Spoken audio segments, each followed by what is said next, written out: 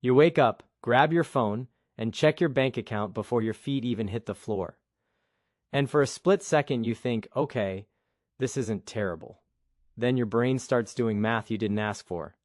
Rent, credit card, car repair you've been ignoring. And suddenly that number doesn't feel like money anymore. It feels like a countdown. If you've ever had that exact moment, this video is about you, because here's the thing. Most people don't feel broke because they don't earn money. They feel broke because progress feels invisible, and that's where people quit. My name is Nick, and I spend way too much time thinking about money, behavior, and why people who are doing everything right still feel stuck. If you're working, saving, investing, but it feels like you're running in place, hit subscribe and like this video because this is the part no one explains honestly. Now look, at some point everyone hears the phrase, the first $100,000 is the hardest. People quote it like it's motivation. But it's not motivation, it's a warning. Because the beginning of wealth is brutal in a very specific way.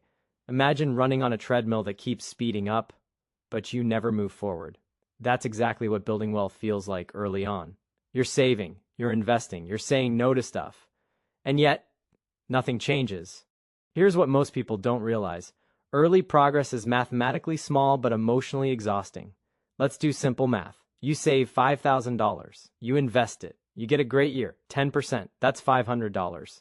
You don't feel that. It doesn't change your life. It doesn't lower your stress. Now take someone with $100,000 invested. Same 10%, that's $10,000. Same effort, completely different reality. This is where it gets interesting. At the beginning, your money doesn't work hard enough to motivate you. So your brain looks for shortcuts. That's why people jump to crypto, day trading, risky side hustles. Not because they're greedy, but because slow progress hurts. And then confusion kicks in. Charts, trends, influencers yelling opposite advice. Your brain gets overloaded, and eventually you do nothing, or worse, something random. Meanwhile, the real enemy isn't strategy, it's patience. Here's a stat that should stop you cold.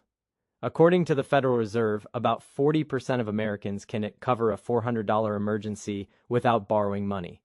Not because they're irresponsible, but because they never built momentum.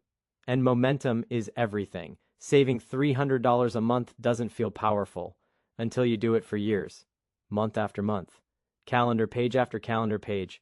The money grows slowly, painfully slowly. And this is where most people sabotage themselves. They upgrade their lifestyle too early. Better car, better phone, bigger place, and the money leaks out as fast as it comes in. Comfort feels good today, but it quietly steals tomorrow. Think of it like a bridge called comfort. You can stand on it, but the longer you stay, the more money slips through the cracks. Now let's talk about the first $100,000. Why that number? Because below it, investing feels theoretical. Above it, investing feels real. At $100,000 earning an average 7%, your money makes about $7,000 a year. Without you doing anything. That doesn't replace your income, but it changes your mindset. You stop asking, is this working? And start thinking, how do I scale this?